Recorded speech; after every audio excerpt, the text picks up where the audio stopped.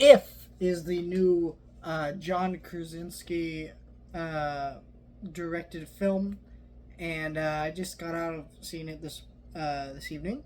Got this My Little Blue plush that I bought at a different theater than I usually go to. I was not there to see if I went for a Transformers 40th anniversary fan event, but the theater I do go to, and quite a few other theaters, if you go and see this at the Thursday night preview like I did, you get one of these free posters. That won't really matter to you guys now, but maybe you could check and see if your theaters still have them. If you go opening day, you might still have some. Who knows? But I did pick that up, and I thought that was really cool, and I just want to share that real quick. So, If is an interesting movie where I wanted to see this movie because it is directed by John Krasinski, and I think what's most amazing about this movie coming from John Krasinski is that it shows a versatility. Right? Horror directors do not go out of their style very often. Though I wouldn't say he's a straight horror director, but he's only directed the Quiet Place movies, so it's seeing him go out of that and go into directing this, a family movie, is quite a leap, And so I was curious how that transition would go, but I like him enough as a person and as an actor, such kind of comedian, that I wanted to see what he was going to do with this movie. But I was also skeptical about this movie because it is a family movie, and let's be real, most family movies aren't very good. And trailers didn't wow me. I hate Ryan Reynolds quite a bit. Not as a person.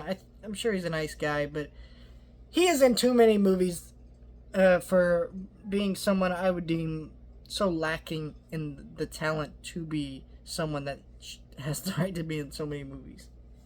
I won't get into that in a minute, but I still was curious enough about this movie. Also, it had a celebrity voice cast, which, family movies and animated movies with these voice casts are just getting irritating. Where, ever since, like, Shrek and some of these bigger movies, like Aladdin back in the day with Robin Williams being the genie, the studios keep feeling the need to cast all these celebrities, but it's getting to the point where you're just sitting there, like, now you have Chris Pratt as Garfield, and that comes out next week, and you got fucking Samuel Jackson as the dad, and you're just sitting here like, why are we doing this? This is just insulting, So, I don't know, I just thought that stuff was just annoying, that's what we're doing here. So I was curious, but you know what? I went to go see it, and wow, this is a really good movie. This is one of my favorite movies of the year, and I can't believe I'm saying that. See, I do have some negatives though. I'm gonna go into those last because that's how I like to structure my reviews. Unless it's a bad movie, then I try to do the opposite, but, let's get into the good. I think first thing I stated earlier, though, is the first thing that needs to be stated about this movie. John Krasinski's versatility in directing this movie is so good. There are actual moments of cinematography standouts, which honestly, in The Quiet Place, I didn't really feel like there was. I mean, not to say that there wasn't. There was definitely style present in that movie, but there's moments of cinematography that I actually enjoyed. There's clever things he does with the camera and the way he blends all these imaginary friends into the movie. And there's a real warmth and fun with this movie and real heart to this movie that you feel all throughout it. John Krasinski, I was listening to an interesting interview with John Krasinski talking about how he made this movie because he noticed with the pandemic, his kids were growing to be a little bit cynical, and he wanted a movie to show, we don't need to leave the imagination behind and joy just because we're getting older. And that's basically what this movie's about. And I think that hits hard for a lot of people. Not just because some of us had imaginary friends, because I think a lot of people didn't. But it's because, we are all continuing to get more cynical. Kids are getting more cynical. Adults are getting more cynical. And this movie is about reminding us that no matter how old we get, we can really keep that imagination alive, and you can feel that through the direction of this movie, which I really appreciated. I thought most of the voice acting actually added to the movie.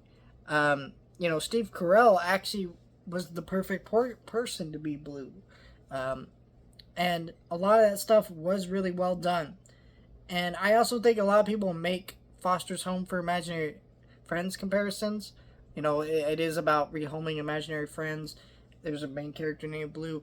But these are very different movies. In fact, they make a joke about how this character's name is Blue, even though he's purple.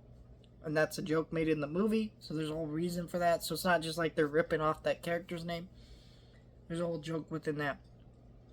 The rehoming Foster, these kids with new kids or them having like a home that they stay in, it doesn't go the direction that you expect. They do some very different things with that, and it's pretty cool.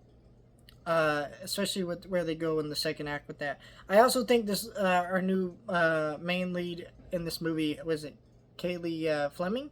She's a great actress, and I can see her doing some great things in the future. And she's really terrific in this movie. She's better than a lot of her adult counterparts in this movie. She carries the whole movie on her shoulders, all the emotion, everything. And yeah, and all the CGI in this movie is great because, you know, all these imaginary friends, they're different styles. They all look very unique. It's a very creative movie, and all the characters had a great style and personality to them, but also blended well with the live action people in the movie. And Michael Giacchino does the score for this movie. He's a great composer, and this has a great soundtrack and score to it that actually, I think, actually helped a lot of the emotional moments. You know, he's awesome at what he does, and I think he helps out quite a bit in this movie. I am very happy with this movie, but I do have a few complaints. So let's get into it. I mentioned Ryan Reynolds, and it's really a problem here. Because, actually, I'll go into that point last. Let's go with the other point first. Because the other point involves some spoilers, so I'll warn you before I go into the spoilers, if you want to see this movie, but I'm going to go into that in a minute. But,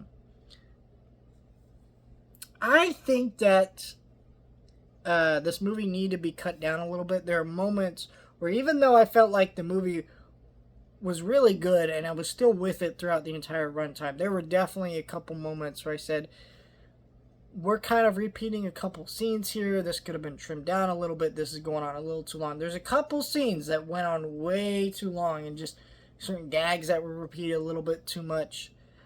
And could have been trimmed down to make this movie a little bit shorter. I mean, this movie is an hour and 45 minutes. Could have been an hour 30. And it would have been perfect for in terms of length. Now I'll get into my spoiler point. So, I think Ryan Reynolds is a huge miscast in this movie because he has some humor in this movie that I kind of enjoyed a little bit. Like, I can't say, like, wow, I really hated Ryan Reynolds in this movie. No, he was fine. He did his normal Ryan Reynolds thing, and it worked for what they were doing. The problem is with Ryan Reynolds in this movie is Ryan Reynolds at the end of the movie is revealed to be this girl's imaginary friend who became more cynical over time and was this clown. But you can't ever buy into the idea that Ryan Reynolds was this little girl's imaginary friend and a clown. He just, like, what are we doing here? You know, they needed someone who could actually have a better sense of humor. Like, it'd been really, you know, I hate to say this, but, like, imagine if they cast Robin Williams in a role like that. He would have been awesome, right?